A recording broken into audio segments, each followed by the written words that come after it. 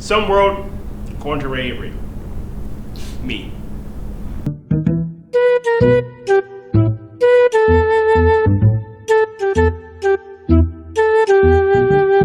On average, I watch more movies than I do books. I mean, that is like a vice to me. Like, I generally enjoy filmmaking, and that's just, well, because I'm a filmmaker. But the real question is, how many of those stories, how many of those films can one remember? And how many times can somebody accurately retell that story? The answer is pretty much none. No one can ever retell a story from start to finish. And here's why I believe that.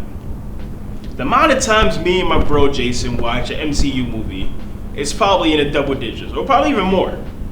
And the amount of times that we have been able to retell that MCU movie, whether it's Captain America Civil War or Endgame, we've never accurately told it from start to finish.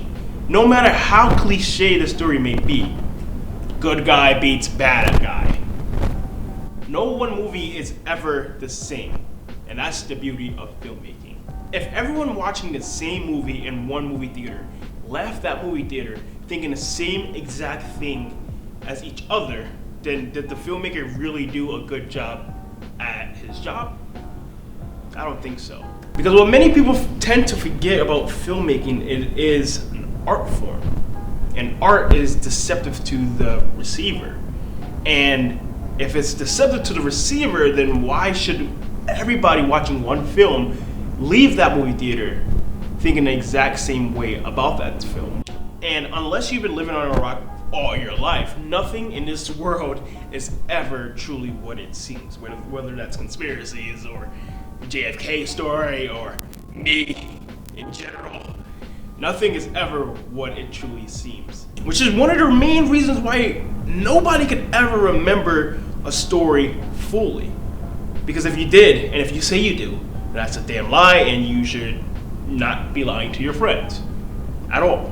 To add on to that thought, whatever you may be feeling while watching that movie may even have a significant impact on why that movie is the way it came out to be. You may not want to take a girl to see The Notebook on a first date.